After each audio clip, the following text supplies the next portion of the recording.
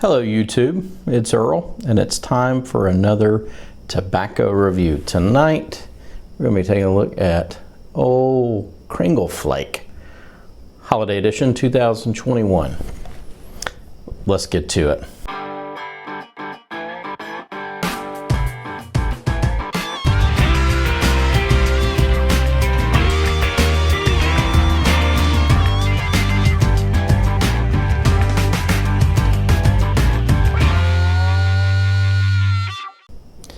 Okay guys, so tonight, as I said, and you've seen from the thumbnail, and the whole reason you've clicked on this video is because we're going to be talking about Cringle Flake.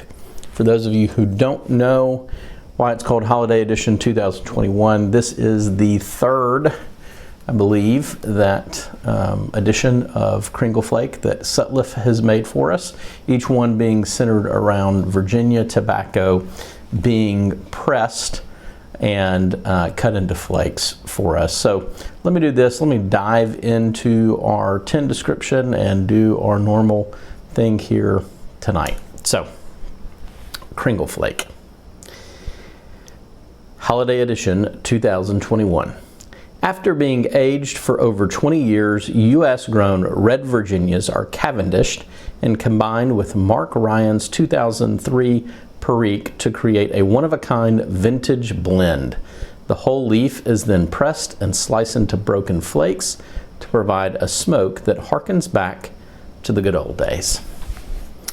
All right, so there are a couple of things that I find interesting there. Is number one, we're obviously dealing with two very old tobacco components within this tobacco. Now, what's unclear, and tin descriptions tend to be a little bit vague for good reason anyway, but whether the whole blend is just 20-year-old red Virginia and 18-year-old Perique, I tend to doubt it. I'm sure there's some younger tobaccos in this mixture. Just that's just my feeling on it. But a good bit of this tobacco is aged tobacco, and so that'll come into part of the review as we talk a little bit later.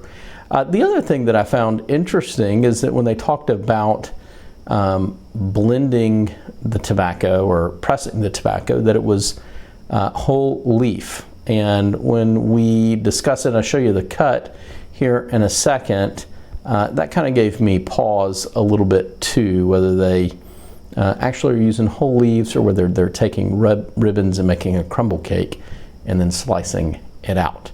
But with that, let's dive in and do our normal things here. I'm going to give you the tin aroma, and then I'll show you the tobacco, and finally we'll smoke it and talk about it. So,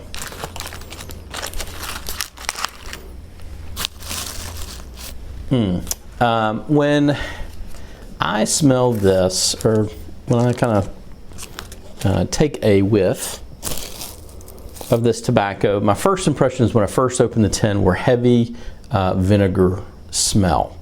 Now that it's been open for a little bit over a week, I get vinegar, but I also get some sweetness, and it's not quite as sweet as like a cherry fruit roll up, but I'm telling you, there's something about it. The fruitiness, the sweetness that is in the aroma on this blend reminds me of a fruit roll-up for whatever reason. Yep. My wife said she smelled chocolate-covered raisins with a little bit of smoke, but she says everything smells like raisins. So anyway, but that's kind of the tin aroma there. Maybe a little bit of what I would call kind of a cereal aroma, like breakfast cereal aroma. But here are the contents of the tin, and you can see I made sure you had a couple of the flakes lined up so you could easily kind of see what kind of broken flakes we're talking about here. So they're not gonna be like Galwith flakes or some of your other European flake manufacturers. They're gonna be, let's see if this will pick up and be seen. Okay. They're a little bit on the thicker side of things. Okay. So it's not really conducive to folding stuff.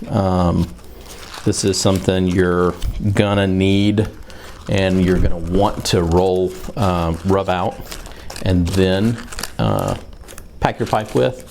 Moisture content, it's a little bit, I mean, it's not, it's just a touch maybe more moist than smoking condition. And so it's something you're gonna want to dry out just a little bit. But overall, I think it wouldn't hurt you if you grabbed it and you started smoking it, other than, you know, I don't know if you're like me, Sutliff Virginias, especially Sutliff Virginias that they've decided to try and process with vinegar, really can bite me a little bit. So any extra precautions you can take with this blend from that perspective, if you're like me, I think is a good thing for you. But with that, let me get to smoking this blend. Tonight, I'm gonna be smoking this in my lovely Radice Hawkbill. It's been sandblasted, it's their silk cut. It's a wonderful pipe, great smoker. Everything about it's great.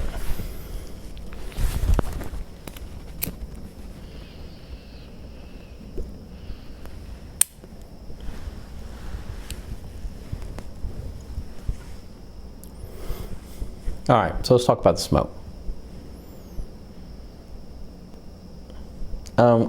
I have a hard time with this blend.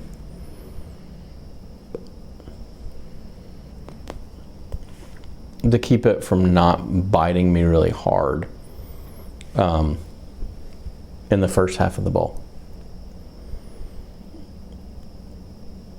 But beyond the tongue bite issue, which I think for me it's probably a personal chemistry type thing, because the red Virginia crumble cake that Sutliff makes, I love the flavor.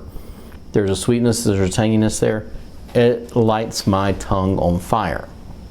And the aroma and the flavor that I get here is so similar to that tobacco that I imagine that they process it very, very similar, if not the same. And because of that, like I said, I have a hard time with it. It really wants to wage nuclear war on my tongue. And so I have to really baby it, and I have to be really, really careful. And even when I'm doing that, as soon as I take a puff and sip this tobacco and it hits my tongue, I get the citrusy, vinegary sweetness, and I can feel what it's doing to my tongue. I don't like it. And so, so that's really hard for me. But what I have found universally is when I get past that and I get into the second half of the bowl, that I find a very complex smoke that has moved from kind of this smooth, not much there smoke to something that's a little bit more complex towards that bottom half of the bowl, especially bottom third. And I feel like the Perique really kind of comes in and comes to shine, and does so in a way which isn't overwhelming, isn't overpowering, and there's not a ton of nicotine hit here on this either. And so for all those reasons, that second half of the bowl is really enjoyable. But I have 2 more tins of this, and I think one of these tins I will put away into storage, and the second of the 3 tins that I have, I will probably, I think I might do a giveaway on the channel, so stay tuned for that. Then, you know, the other thing I would say is on the tongue bite issue, is it just me and red Virginias? And I do think that red Virginias have a propensity to bite me, especially those that are kind of processed in a way that really brings out that citrusy kind of component to them. But, you know, I opened up some McClellan's tobacco, actually 40th anniversary. I opened up a tin of that recently, and it's a lovely red Virginia, and I get 0 tongue bite, and it's smooth, and it's great. and it's lovely. So I know it has been done, but I know McClelland's was unique in the way that they process things. So I just got to be careful with blends like these. So I don't know if that helps you at all. If you're like me and you really have a propensity to be bitten by Sutliff and the way they process these, their crumble cakes and their the Red Virginias within them, that even though I love the way that Red Virginia crumble cake tastes, I just can't smoke it because it kills my tongue. I'm kind of in the same way here. Second half of the bowl's great, but man, does this kind of kill my tongue. So this has been Earl. It's been my review of Sutliff's Crumble Cake 2001 Holiday Edition. Y'all have a good night, and I'll talk at you later, baby.